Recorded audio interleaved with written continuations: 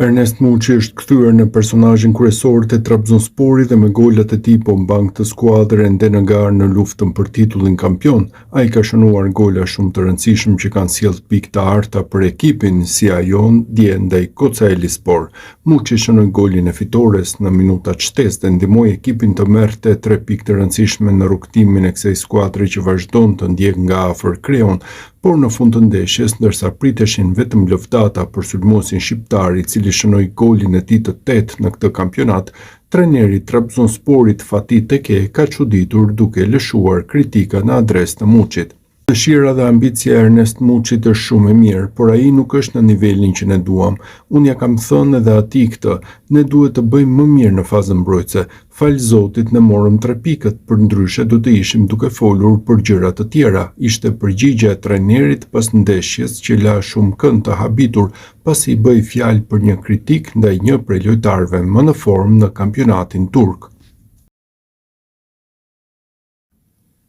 Të gjitha masat e marra për të shmangur një gol nga Ernest Muçi nga skuadra e Kocaelisporit dështuan me shumë sukses në ndeshjen e sotme ndaj Trabzonsporit.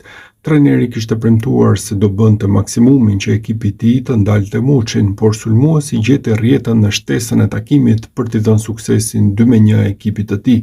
Një gol që shërben për të treguar se çfarë forme të shkëlqyer po kalon sulmuesi shqiptar, pasi vijon një seri mbreslënse në 10 ndeshjet e fundit që e bëjnë këtë padyshim momentin më të mirë të karrierës së tij.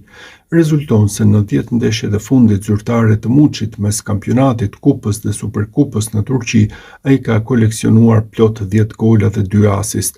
Janë 8 gola në kampionat dhe 1 asist në këtë turne, ndërsa 2 gola dhe 1 asist janë edhe në kupën e Turqisë. Shifra mbreslënse në një periudhë kohe thuajse 2 mujore që do i kishte zili çdo sulmues, gjë që ka bërë Muçin aktualisht si një nga protagonistët kryesor të futbollit në Turqi.